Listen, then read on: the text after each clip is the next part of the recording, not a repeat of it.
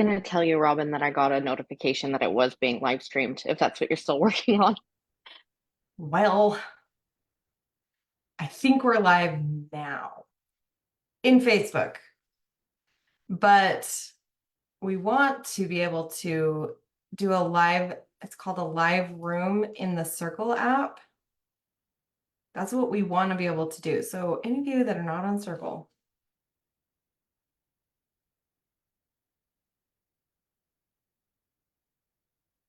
oh, okay.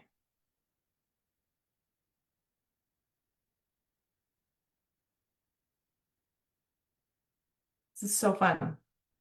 I love when clients that have taken our programs come on these. It just makes me so happy. All right. One little thing that I wanted to do, maybe. Uh, is I wanted to show, just like for the next 2 minutes, this thing. Tell me if you guys can see this. Can you see this circle? Yes. So in the Circle app, if this is what it looks like on desktop. So if you go to the actual link, I'm gonna actually maybe put it in the chat. Can I do that while I'm, holy moly, I can. So if you see it on desktop, this is what it looks like on the desktop. If you guys are in the Elevated Mother Collective Circle, look how fun this is. We have our welcome, you can chat, share your wins. Free Friday Fire classes are lined out so you can see where they are. We have a free mini course that you can take. We have, events coming up, all of our past amazing classes, and client testimonials if you want to read through. This is so fun. It looks a little different on the phone. I'm a little bit scared to try to hook my phone to my computer and see if it actually works. But this is really fun. You can private message people by going to like the member library. I can't remember how you see, oh, right here. And you can like message people. You can create little message groups. You can go to the events and, okay, so this is me. So I've got all these different events. We have our team in here too, but you guys can see our different coaching events easily on a calendar, and you can even sync your phone so that it puts them in there. So it's kind of fun. So I was hoping to show what it looked like from something else. Anyway, okay, let's stop the share. So it's really cool. It's all in one place. You don't have to see all your other Facebook notifications. We're really looking to remove ourselves from Facebook for a variety of reasons. So if you're on this call and you're seeing what Circle looks like and you're not in there, you're missing out. But we are going to do some live Zoom rooms in there. So that'll be really fun. But today is our open coaching call. And if you want to be coached, as I said, please put one in the chat. The leadership team is here. If you're on the team, give us a wave. You should see Christy. You'll see Cherie. There's Missy. She's outside. She's still on vacay, I think, but she's making time to come to this because she's just that awesome. Okay, so that's the team. And everybody that joins our space has somebody that's aware of you that can be a reach out person, but it will be one of these people. We also have our amazing admin, Heather. Do you want to wave, Heather? She's in her car. She often sends messages. She's the one that like does all the emails. She's our admin lady that's amazing. And inside our EMX program, geez, Heather, we haven't even put up an announcement. But she's moving into a position inside the leadership as well, being a success coach, where she's tracking all of our clients to be sure that they don't miss anything, that they are being reached out to regularly as this grows and gets bigger. And it's been so beautiful to see that come about. All this to say, my name's Robin Whitworth, creator of the program. And I want to just let you know that you will probably never experience this level of love and support anywhere else. These ladies that have gravitated to the space, that have all of you on here have invited yourself to our space, and there's a reason for that. And with the team and the way that things have come together, it's just been an incredible circle of support for women. And so just know that this is a safe space. We're happy to have you here. I'm actually going to record. So all of you can make sure and be aware that I'm recording. All right, Mayri, what do we got here? Do you want to come off mute and share? Yeah, I can. You might hear Miss Rachel in the background. That's what my toddler is watching right now. So sorry if you guys can Miss hear Rachel. that. Yeah. Thank goodness for Miss Rachel. Yeah, for real though. She helps me get through my day. Um, so right now, so I'm 5 months pregnant, and my husband and I have decided to have me quit my job. I make more than my husband. I make good money and it's steady. And recently, he's, his company's kind of been struggling for work. They've mentioned layoffs and so on. Anyway, but I have faith that it's going to work out. So I'm like, no, I'm still quitting my job. I've been working full time with a toddler at home for the last year and a half. And my mother-in-law was informed that I was quitting my job.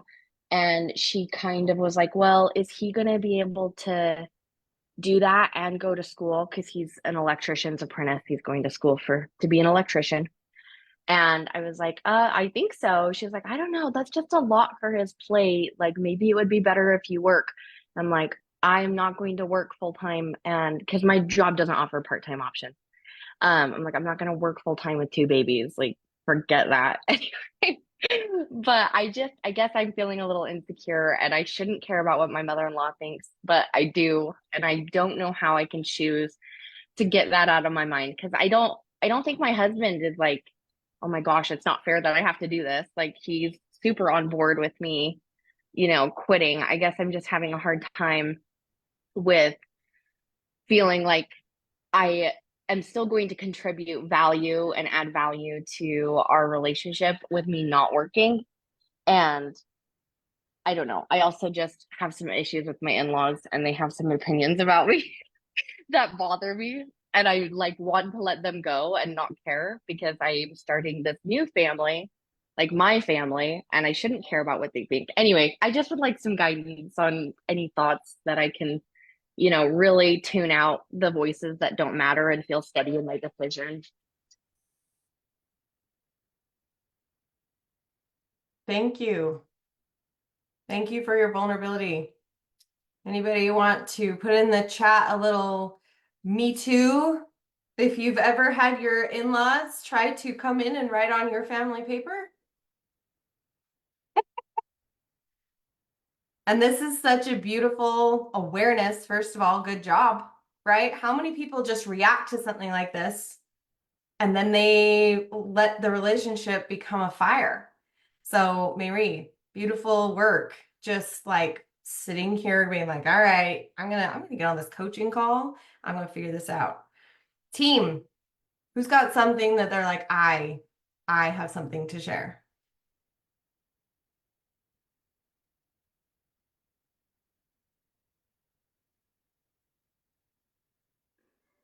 Christy, I see it on your face. Speak up. It's okay.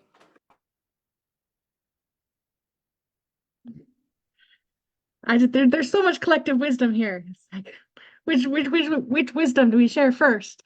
And this is exactly what we've been talking about in the month of July, the call mama in the family drama. And Robin taught a beautiful class on why we do care about what other people think and that that's not always bad, you know. So you can go back and visit that class, Mary. It was Robin expressed that beautifully. But it really is coming back to you and what value you've put in those opinions, because you do want those relationships, and it sounds like those do matter to you. But that it also plays into some boundaries, you know, and boundaries are to enhance your success, whether in this case in a relationship, you know, but it's really going to be about your actions. You know, we don't get to control the actions of anyone else, but we do get to control our own. And boundaries will be like, okay, when, you know, you fill in the blank, when this happens, I'm going to choose to remove myself. Or, you know, if that's how you choose to speak to me, I'm going to make my choices. And so really following through on your boundaries, and, you know, you don't have to explain yourself to anyone, but if you feel like that is productive for that relationship to say, you know what, my husband and I, we've sat with this, we've made our decision, and we would really love your support. And if that, you know, however that looks like for you, Mary. So those were just some of my initial thoughts, to kind of like, okay, how do I want to navigate this? How do I want to include her or not in this decision that me and my husband have made? So I know some of our other coaches have great wisdom, but those are some initial thoughts I had. Thank you. I appreciate that. I think it's been really hard for me to separate out, like, okay. And I think it was also kind of an unsolicited opinion, like kind of unwarranted. It's not like I asked for her advice on it. So I think that's another reason why I'm having a hard time is I just don't want to be labeled.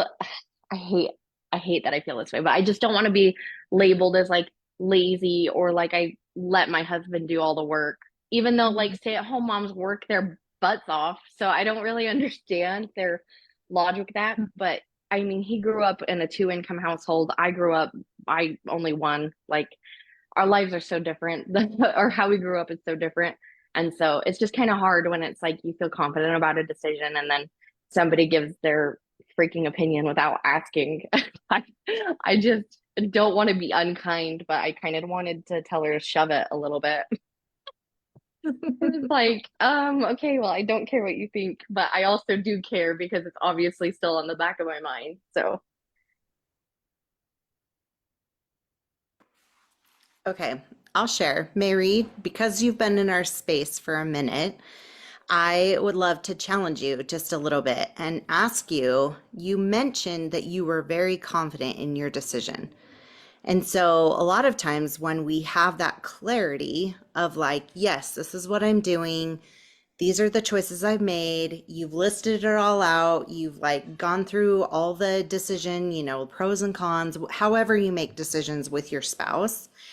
And you have gone through and you're like, okay, I'm super clear on this. I've made this decision. I feel really good about it. And then it's like the outside voices are sneaking in. But the more that you just stay clear on what you want and what your internal, like, okay, is Mary a stay-at-home mom? Is that a title you want to like claim? Is that something you want to do? Or is there a piece of you that there's this little piece of you that's like, am I really making the right decision?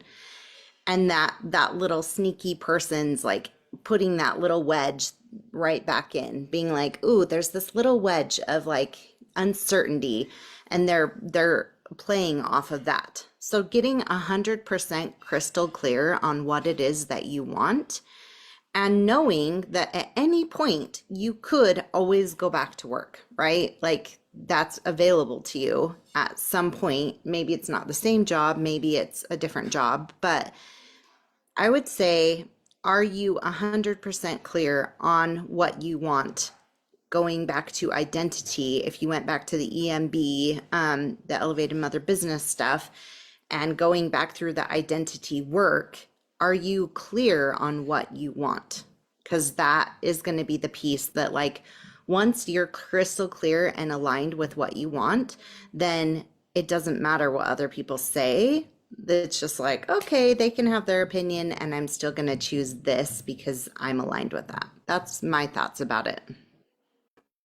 I actually really like that because I think you're right. I think I felt really confident about it, and then I mean, my husband and I have never super been on the same page about finances, but Robin posted a while back about how about being on the same page financially, like her husband bought tires instead of something else they were thinking about.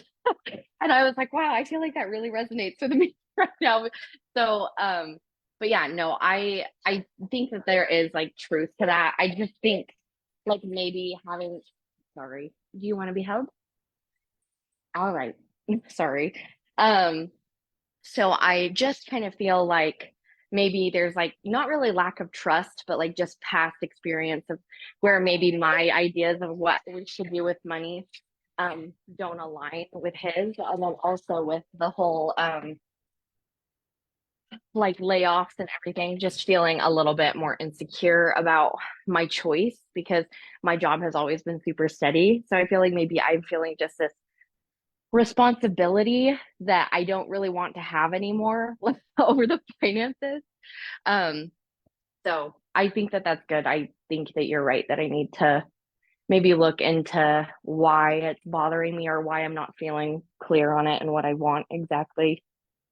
Because I do want to stay home, but I'm also nervous because I'm like, okay, well, you have all the outside factors, but then also um like inside, okay, well, what if I don't find value or not value, but like satisfaction in being a stay-at-home mom? Like, what if I hate it because I've never been a stay-at-home mom? So it's just been really scary to like just a lot of changes, like I'm going to be quitting my job and then I'm, going to be having this new baby and he's our second. So it's just going to be different. And anyway, I appreciate that though. I can kind of look into it a little bit more. Maybe I need to do some journaling or something.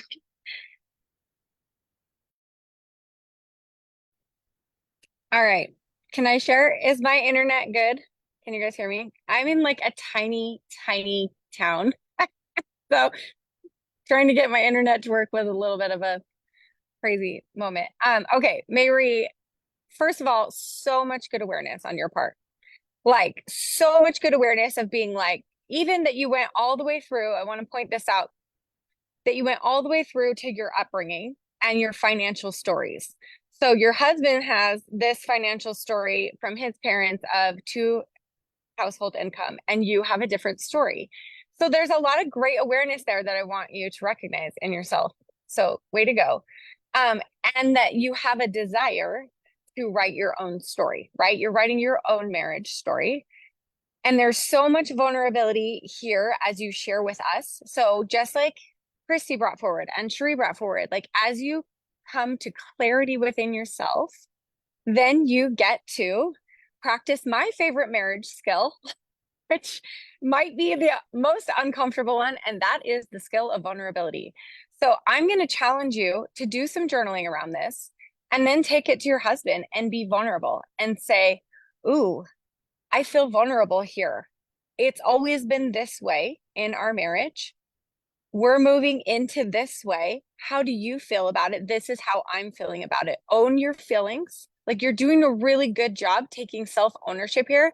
And that's the skill. The biggest part of the skill of vulnerability in marriage is owning your own vulnerability without projecting onto your spouse.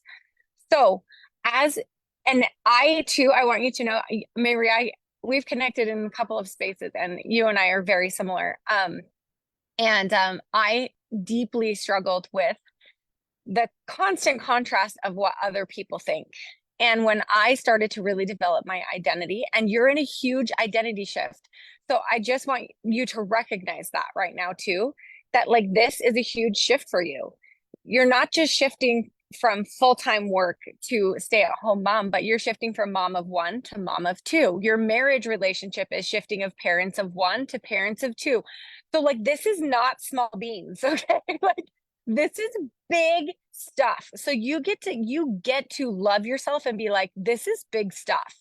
So oftentimes when the mother-in-law voice comes in, it feels like it's making the big stuff seem small and petty, right? Because the mother-in-law voice comes in and is like, oh, well, you sure you know what you're doing? And you're like, yeah, it minimizes, it makes you feel small in a big deal thing. So first of all, this is a big deal thing. So it's okay that you're feeling all of this stuff. So just coming to love and acceptance of yourself, of being like, yeah, this is a giant life change. Yeah, there's uncertainty here. Like that's expected. And it's uncomfortable, it's vulnerable, but it's also a beautiful opportunity for you to build your relationship to your husband and even go to him and be like, so your mom said this, I felt this. How can we decide together what we want this to look like and sit in the vulnerability of the situation? Because PS, there is going to be 0% chance that moving from one kid to two is not going to be vulnerable and a little bit messy. Okay. And moving from full-time work to not being full-time work, there is a 0% chance that that will not be messy. So this is where you get to say, hi, me, Mayri, I'm human and I love me human. Right? My favorite quote's coming out. You ready for it? Being human is not less holy. It's the whole point.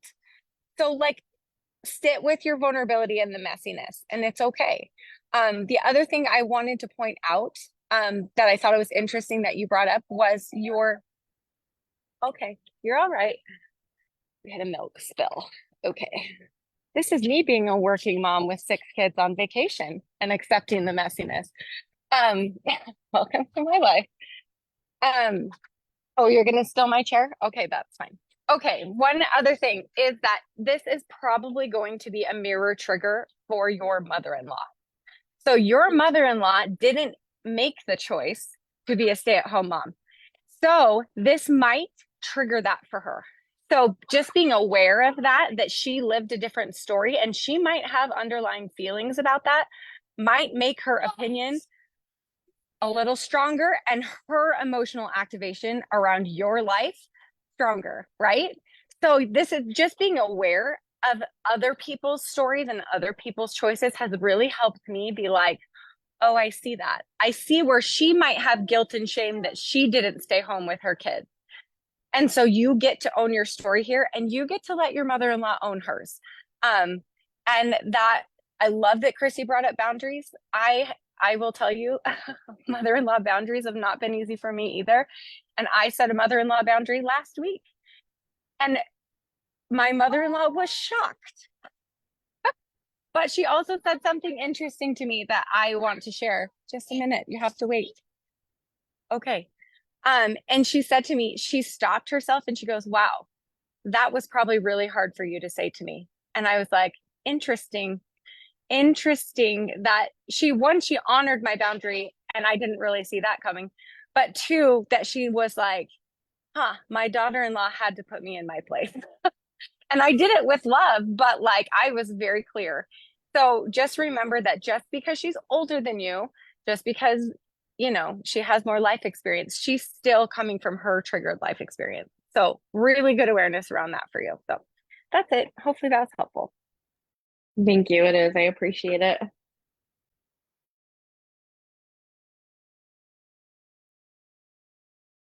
I don't see another one in the chat at this point.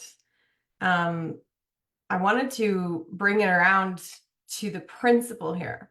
A lot of times when we do group coaching, and I know this because I thought that at a certain time, is that sometimes we're like, well, I don't have that issue, so I don't need to listen to this, or something like that. And the principle that we're talking about here isn't just the skills of understanding mirror triggers or understanding in-law relationships, da da da da.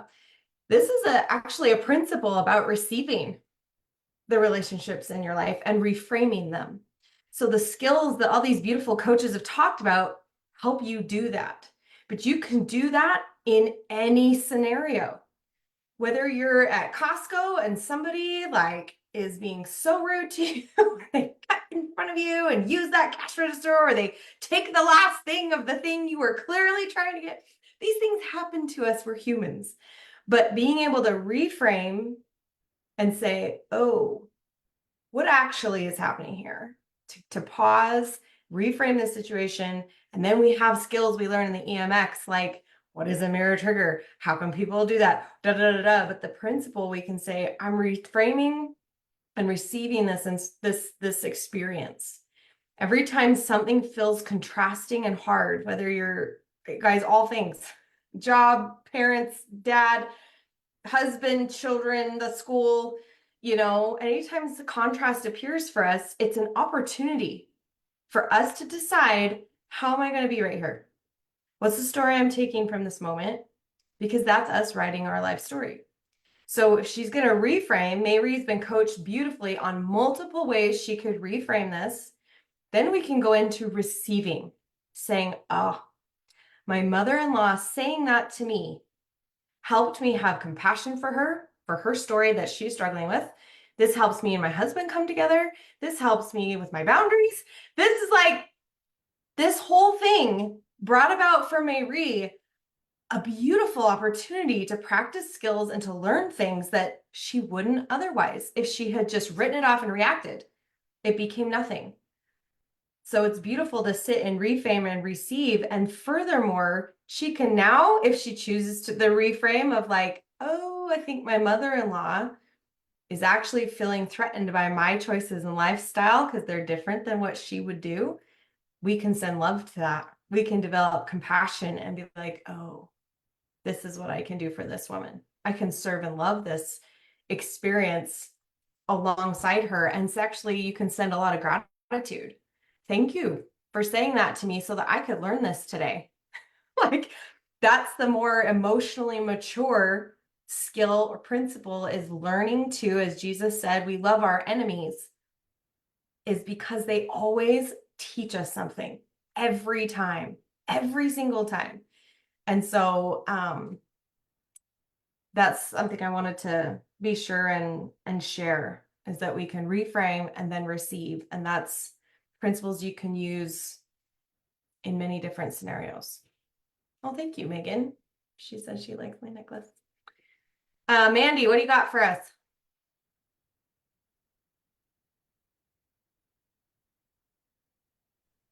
Hey guys, how are you? It's been a long time since I've been on. I was Um, wondering if this was Mandy Tuholsky, because I don't yes, see, it is. I'm at work, so I'm gonna step outside. Can you guys hear me? Yes. Okay. Some of you know my mom just passed away about a month ago, and um, I'm trying to give myself grace on everything. And I just got back to work a week ago, and what I need thoughts on is, how do I just, like, I'm falling apart. Like, um, I didn't have a healthy relationship with her. She wasn't a healthy mom. I was more like her mom. And as when she died, it was like, wow, it hit me that, oh my gosh, I am her. And so I don't know how to move forward. I'm like stuck in this thing of, oh, am I really like her? Like, when we look in the mirror and we see, oh, wow, those traits are like our mom, and we want to change it, but I'm not changing it. And I'm trying to figure that out. So there's lots of layers here. So yeah. I'll start. First off, Mandy, I can relate to how you're feeling right now. There's a lot of ways that I felt like my own mother's mother, where I felt like I had to navigate and do a lot of things, and like that she was more like a child in a lot of regards. So I can relate to what you're saying. And then like there's the sense of like grief, but then there's also this weird sense of like, well, now what do I do with my life? Like I was helping my mom navigate her life, and now I have to like fully navigate just my own life, right? And Yeah, also definitely. just want to give you so much love. Like I know how hard it is to lose somebody, regardless of how close you were or what kind of relationship you had. Um, it's difficult to go through that grief and that loss. And one of the things that I want to ask you for clarification is like, have you allowed yourself time to grieve?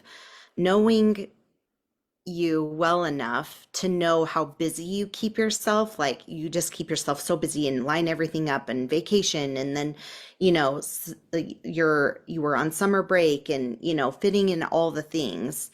Like, have you truly allowed yourself the time to really sit and grieve the loss, or have you just kept busy?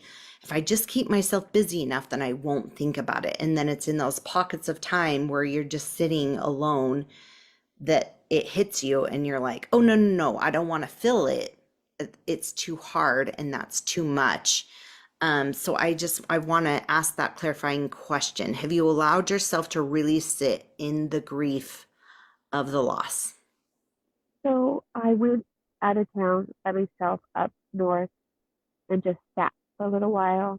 But I took like 2 days to just process, right? But it was like I couldn't, it was weird because I gave myself that space, but I couldn't, I didn't, it was weird. I was like, I could not even move forward. I was stuck. And I journaled and I was like, why am I not able to cry about it?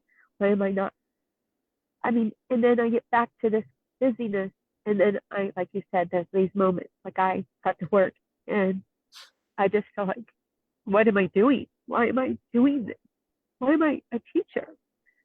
So, I thought I gave myself time, like and it wasn't like, because I could have been there longer, but I was like, I'm up there for 2 days and I wasn't even getting any, I don't even know the right words, ability to move forward, like even feeling this is progress.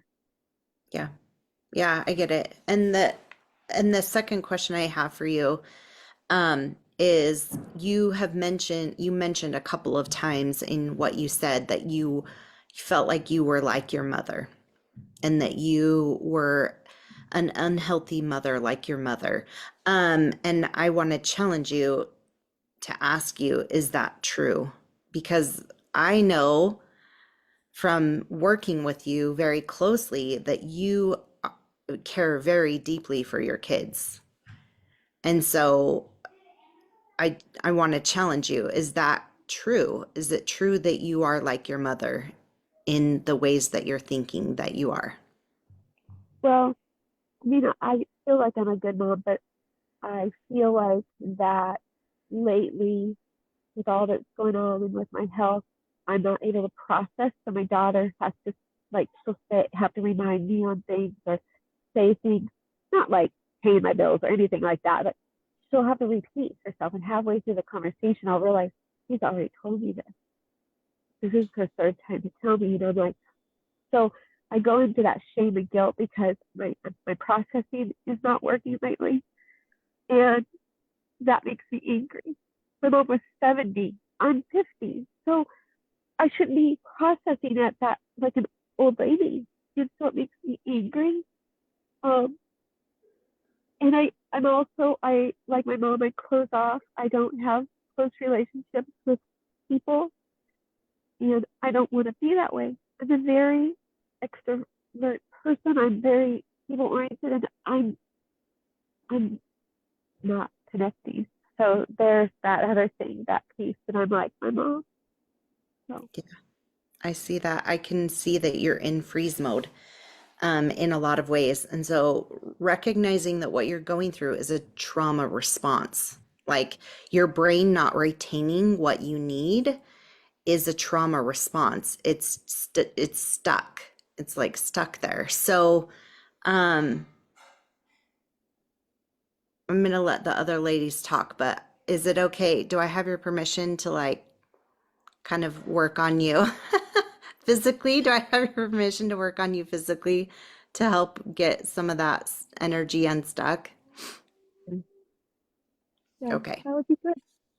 great. Mandy, I'm just sending you so much love today. Um, just like we were talking about with Marie, there's a huge identity shift that you're going through right now. that loss and, you know, transitioning, what is my daughter role if my mom's not here? Right. And as you struggled, like you've said it a couple times, like I just feel stuck, like I couldn't process it, I couldn't cry, I couldn't pull it out of me. There is an identity piece for you to look at there. Why don't I want to let this go? If I release some of the grief, am I letting go of my mom? Am I letting go of this relationship?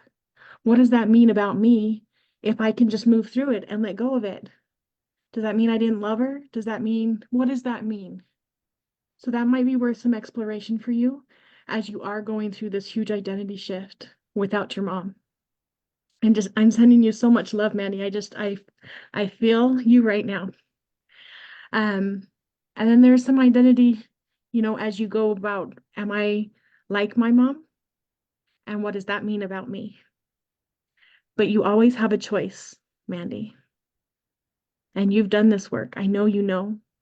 I know it's hard when you're in freeze mode, when you're in trauma to remember. So we're here to hold you. And you are incredible, Mandy. I've seen your light. I've seen your power. And you can choose. You can say, you're right. Thanks for bringing that to my awareness that I did get some things from my mom. I learned that from her. I learned those thoughts. I learned that behavior, but I have a choice to change now. And I can thank her for bringing that to my awareness.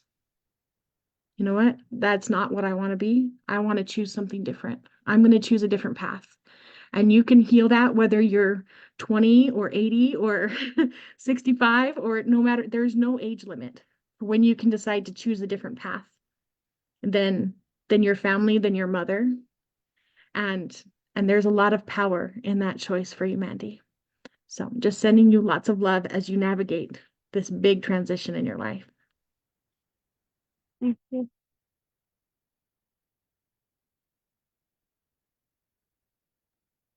Do you have any thoughts, Missy? Yeah, I would love to share some thoughts with Mandy. Mandy, I resonate with this on so many levels. I too have struggled a lot in my life to not want to be like my mom. And as I learned about my mom and the trauma that she incurred, it gave me a lot of compassion for my mom. And so I want to point something out to you that maybe in your trauma response you cannot see right now. And death is a huge trauma, especially when our relationships have not reached a place of peace. It's very traumatic. So I just want you to be patient with yourself in your grieving, because grieving doesn't happen in 3 days. It happens over our entire lives. You'll grieve your mom until the day you meet her again on the other side. You'll be fine. Let's go water the garden, okay? Hey, Meg. Yeah, there you go. Anyway, so I just want to point that out to you. So the fact that you went up and you gave yourself space was wonderful for your nervous system, but it's going to take months, maybe years, maybe your lifetime to process all the way through this. So right now, your body, I love that Cherie brought that forward, which is why she's our trauma specialist. Like, you're still in freeze. When you go through a highly traumatic event, you might feel some sense of freeze for a year, right? Like, your body is going to have to come down and you will eventually process through that. So the fact that you can sit with your own daughter and she's repeating something to you and you have the awareness to say, I'm not processing, I'm putting this on my daughter, that triggers my fear that I'm like my mom. Like, that's actually a lot of awareness that you're able to have in this freeze trauma moment. So you might not be able to see that, but we as coaches can see that in you. And you are actually processing. You got on this call, you're functioning in your life, you went to work. That is not a bad thing. That is you working through your trauma. So I want you to give yourself credit. Say, I am working through my grief. I'm living. It's like a breathing organism that you carry around, you live with it. And it gets easier to live with, but it never goes away. But when it comes to generational trauma, you're actually giving your daughter such a gift. And I think sometimes we think when we're processing the messy trauma, we're hurting our kids. But I explained this to my mom actually last time I was in my mom's house just a couple of weeks ago. And my mom was like, well, why can't I feel close to my mom? Because my mom still has so much anger at her mom. And I can feel close to my grandmother. And so now I get to stand in the middle of my mom and my grandmother, and I get to heal the trauma I incurred from my mom. And as I heal, I'm actually releasing my mother and my grandmother from trauma. And I'm actually releasing my daughter as well. So when we are healing ourselves, we're actually healing generational trauma forwards and backwards. So while you feel some guilt and frustration that your daughter is caught up in the mix of this, what a gift you are giving her to allow you to sit in these feelings of grieving your own mother. And as maybe it doesn't feel this way in this moment, but as you process your grief for your mother, that is grief your child will not have to process at your death. That will have already been moved for you,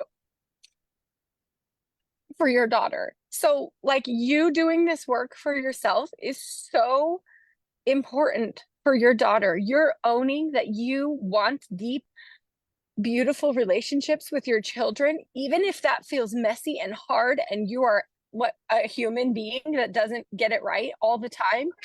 You are giving your daughter a different legacy, and you're healing your mother's trauma, your own, and you're not passing that on to your daughter. And like, what a gift it will be for her to have watched you grieve your mother when she grieves her mother. My kids let my dog out. I'm so sorry. Hey, guys. So we love you, Mandy. I'll let Robin take over. Thank you. One thing I want to say is I feel like my mom didn't have a voice ever. She just let everybody say things and walk all over her. And she never had a voice because she's a people pleaser. And I feel like in some respects, I did the same thing. I sit back and then I'll bitch about it behind, closed doors, but I won't say, this is really not for me. This really, like you guys were talking about mother-in-laws, So I really need to figure that piece out because I'm really struggling with how to own my own choices and not feel like I have to always, yeah. And it doesn't seem like I'd be that person if, you guys know I don't seem that way, but I am. I'm just sitting here going, how much processing are we moving with you, by the way, with you? Collective energy is real if you choose to receive it, Mandy. There is so much love being sent to you. If you want to just take a moment to feel it, to receive it and allow it, it's there for you. So many hands supporting you, feeling this with you. We're all in it. It's the power of women. This is what powerful women who are elevating can do. We can hold space and support each other in painful, hard situations. So it's all coming. Just let it flow. Just let it flow as best as you can. I don't have a ton to add, but I do want to just say, wow, the amount of awareness that you brought and the work and the energy that has moved that I've felt in just the last 10 minutes. I can tell that you're receiving some of it. It's beautiful. As the principle goes, for everyone that's on this call, the principle of grieving is often left on the shelf in anything. It doesn't have to be the death of a loved one to feel deep grief. It can be the death of a dream unfulfilled. When because of an illness or a job change or disagreements in your marriage, different things, you realize certain things you dreamt of will likely not come to pass. Maybe you get diagnosed with something and it makes a certain dream of yours completely impossible. How does anyone deal with that kind of grief? And so anytime there's a goal or a wish that you're like, that's just not going to be fulfilled for me, be aware. As Christy brought up, we do still have a choice. And this is the power of the Elevated Mother Experience program. And Mandy, you have this workbook. I encourage you to go back and write your contrast about this after you've processed. You're in freeze mode, like, like Cherie says, there's going to be a season where you may just literally go through the motions. And no one is going to sit there and be like, oh, that Mandy, how can she just do that? It's all in your own perspective. If you just go through the motions day after day, that's incredibly brave. That's incredibly strong, But when you feel like it's time, you have a little space, maybe go back to that workbook and work through some of the contrast and the value and your identity as you move through. That framework will still work. It can work. But I do want to point out that the death of fill in the blank, this is a similar situation you will go through. If you don't allow time to grieve for the lost thing and move through that and understand it and sit in it and witness it, it's harder to regain your feeling of agency. Where when I lost my ability to do certain things in 2017, I definitely grieved for the life that I lost. The whole experience of what I had dreamt of crumbled in a matter of months. And it was like, oh, I had to allow time for that, to grieve over it, to re-identify and just be like, oh, who am I without that? It's a process, ladies. And a lot of us like to just jump to the next thing and jump to the next thing in positivity and not actually sit in the grief. And it will store in your body if you don't. Anybody, it'll sit there and cause blockages in other areas you're trying to progress in if you don't work through it. So inside the Elevated Mother Experience, we have Cherie and all of us coaches who've worked with Cherie and other spiritual coaches. We're aware of this. We will be able to recognize it within you. We'll be able to recognize it in your journey and be able to help you move through that. That's one of the hallmarks of our program, is that you're never just stuck. We help you come back to your choice to say, okay, I've been in freeze or I've been grieving. What's next then? And I've learned for me, and I've seen it in so many clients and in our coaches, you go, oh, maybe I won't fulfill that dream in the way that I thought. It was actually just my thoughts. God is all powerful. Maybe the dream can still be fulfilled. It'll just look different. Right? But that inside of grief, that feels like unattainable. So it's okay if you're in there feeling like things aren't possible or things are hard. Of course, your energy is being put in that grief, and it's okay. You've had beautiful advice, Mandy. Thank you so much for being vulnerable and allowing everyone to hear these messages that apply to any area of your life where you feel loss. Every time. It's beautiful. Thank you. Thank you guys for giving me the advice and helping me try to process through this. Because that's really hard for me. I think I need to have it all together. So, anyway. Sit in the love today. Receive the love. Sit in the love and just bask in it like sunshine. So much love is being sent to you. Amy, you put a 1 in the chat. Yes, I did. So I've had a lot of time this summer where I just kind of slowed down and really tried to just let go of some expectations and kind of try to open space for some clarity. And I feel like I'm realizing that I don't have a 2 to 3 to 5 year plan for my life. And I feel like that was something I actually ran into now in hindsight when I was doing EMX. Like, I didn't really ever fully get to a 2 to 3 year plan. And as I'm thinking about it, I'm like, my brain, like whenever I picture the future, I'm like, I'm with my family, in a house. It's different than the house we're in, and that's about it.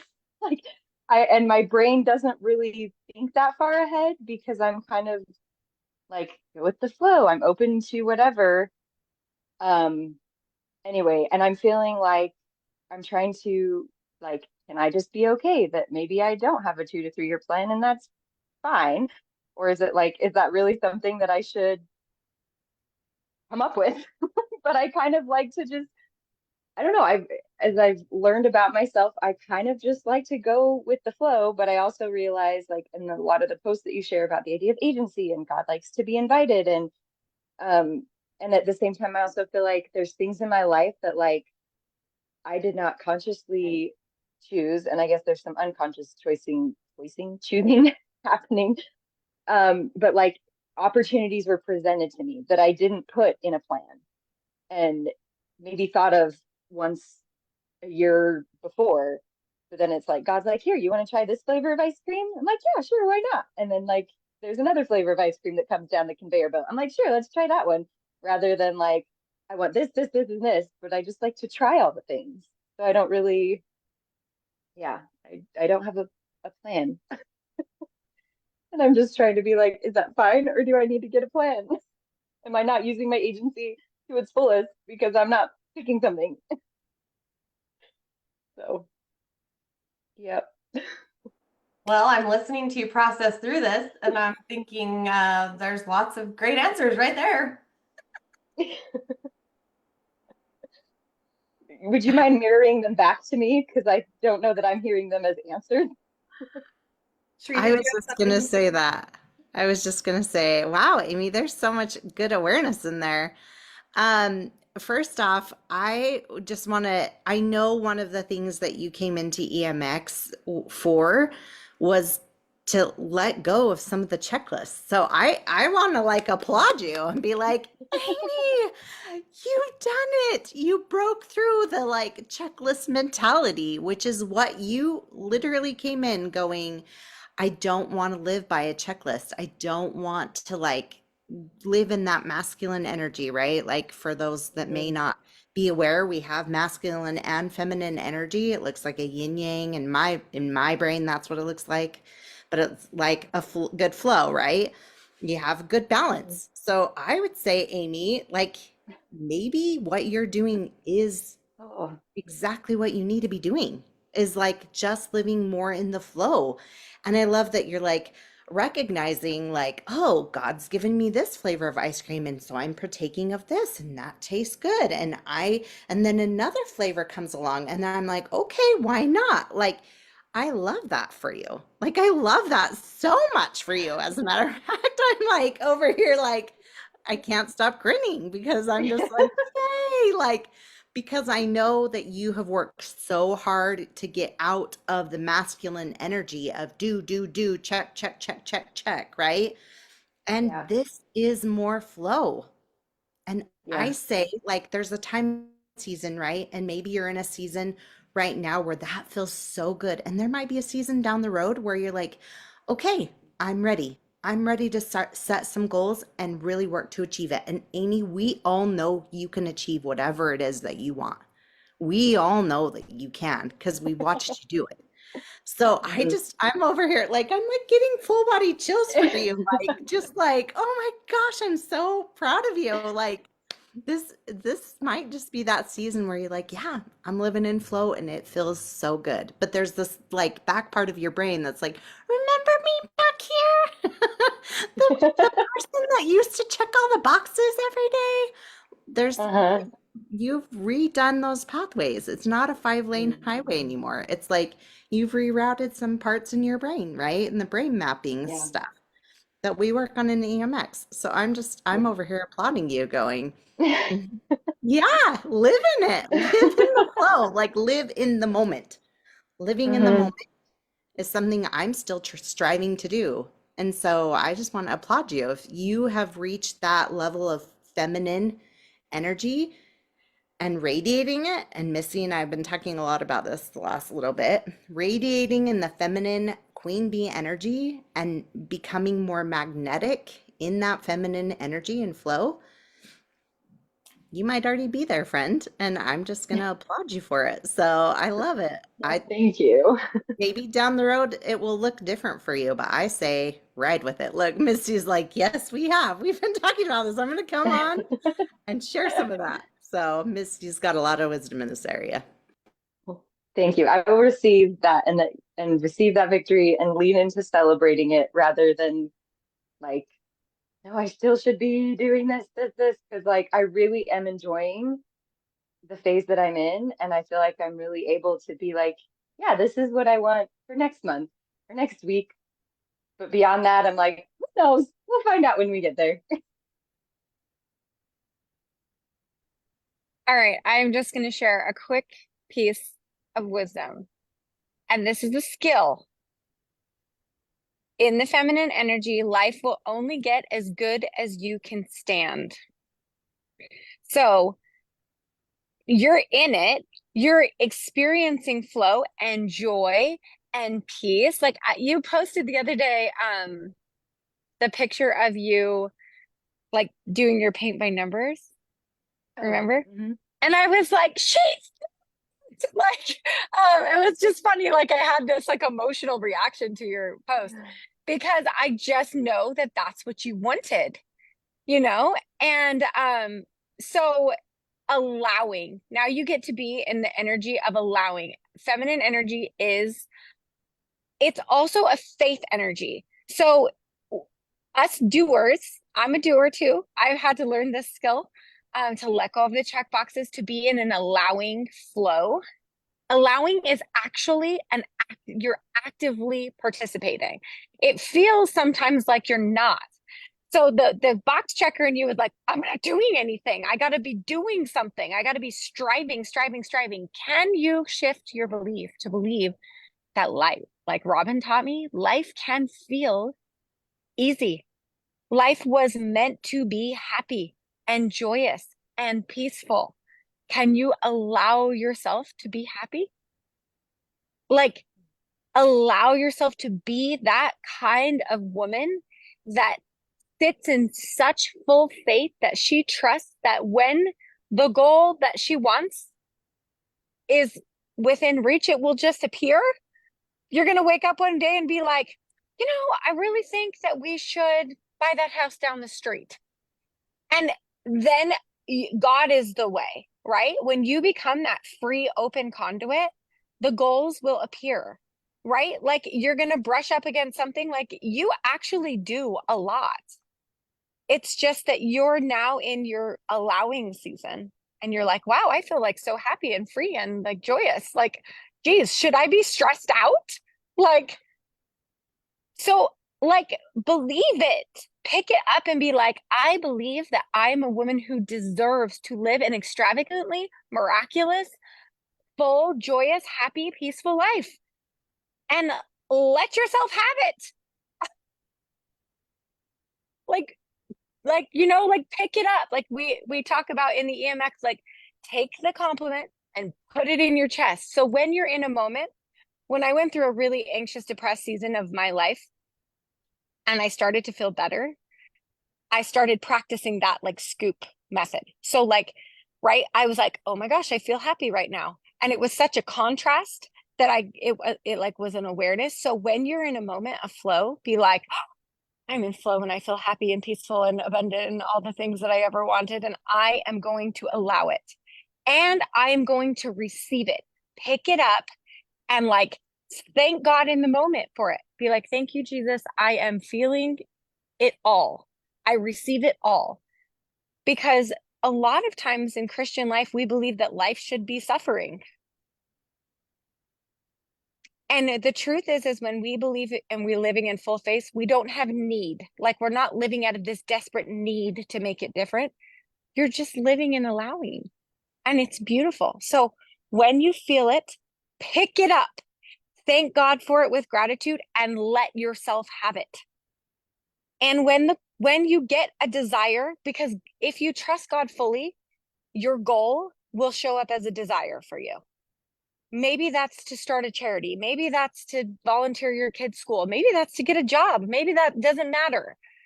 Maybe that's, you all of a sudden realize, okay, now it's time to save for a house and buy the new thing. But when you're in allowing, that will just show up for you. You don't have to force it. But we are not used to, we've been taught by our culture that women must hustle. Nope. Women attract. And you're attracting to your life. So pick it up, Amy. Pick it up. Yes. I love you so much. I love you too. I love you all. Thank you. Thank you. I echo all that they said. When we're in that free flow and we've been in you have to create your own salvation and this fear-based mindset of like, if you don't do X, Y, and Z, then the love of God is not for you or something. We create these interesting things in our Christian culture. But when you can say, okay, what has Jesus actually said? What does he say? He says, my yoke is easy, my burden is light. Enter into my rest, right? Peace I give unto you, but it's not as the world will give it, right? It's interesting to be a lily, to be a sparrow, as Jesus says, where you just be the best lily that you're going to be, and the rain will come and the sun shows up and God takes care of it. But the lily has to grow. The lily gets to show its petals and be who it's going to be. The sparrow gets to fly and build its nest and do what the sparrow does, but God provides the tree and the water and the sun. Can you imagine if a sparrow tried to plant the tree for it to grow its nest? Weird, right? Can you imagine if a flower had to like crawl around and try to find water? That's not what it is, right? And when we can apply that principle to ourselves and be like, okay, what I get to use my agency for is to be the best me that I can be. So when you're choosing these things, it's not God dropping it down. I want to make that clear. God responds to you. So everything you've experienced was your choice on some level. You decided to go do that thing or taste that ice cream, right? God's world of infinite possibilities is here for all. And you can either choose to pick just 2 things. You can choose to pick 1,000 things. That is up to what Amy's full measure of her creation wants to experience in this life. Some people love to have these certain ways that they live a long life that gives them a lot of peace. Maybe that's with a lot of checklists and goals, but it's their mindset about it that can become a limiting belief or not, right? Checklists aren't bad. If some of you are listening to this going, well, I love checklists. I still make a checklist. We go camping with 7 people. I have a checklist, or I will forget the chicken, like I use checklists, but I no longer use checklists for my personal growth. I have learned that was so limiting for me. I was like, oh, I just shifted my brain around it, right? So you are making these choices with your agency. And it's just where you get to decide, as Missy's saying, do I love it? Then own it. Like, own the choices that you are making. And if you don't want a different one, like Missy said, if you want a different one, make a different choice. Right? If you want to buy that house down the street, like Chris, Sheree said, we know you are completely capable. You have more talent in one finger than some people will ever discover in their lifetime. You've taken the time to find a lot of your gifts and talents because of your willingness to do a lot of different things. You don't have an identity issue like many people do, where they're like, well, I worked in insurance for 11 years. So that makes me an insurance person. I can't just go be an artist. You've never subscribed to that kind of idea, right? And so you've been willing to experiment more than most people ever will. So whatever you decide is whatever you can do. What a free feeling. But that can also feel scary and irresponsible and foreign. If you've been conditioned by your society or even parents to fit in a certain glove because that's what's productive and valued and loved. And when you come out of the glove and you're like, And God says, guess what? You're still loved and valued. And you're like, what? All this time, right? So, yeah, I love it. That's so good. Thank you. Thank you. Trust yourself, girl. Trust God. Beautiful stuff, you guys. These coaching calls are always so deep and beautiful, and we touch so many different ways. Thank you for gifting yourself this opportunity and gifting all of us. We always say coaching is mutually beneficial. Things that you guys bring help us with our awarenesses and our skills as coaches, but it's also just like, man, we both mirror, oh, I get to work on that. I know that. It re-solidifies our testimony of different things. So beautiful, beautiful. If you want to come into the EMX, come on in. We would love to work with you and really help your life get moving, even more fun than it is. We have a few retreat tickets left. Those of you that would like to come to our retreat in Mesa, Arizona, we would love, love, love to have you. Registration closes next week in like 5 days or so. So make a decision, come hang out with us. We have a lot of fun. It's not all serious and stuff. Come to our retreat so we can love on you and have a good time. Everybody have a wonderful weekend, and we'll see you on the next group call.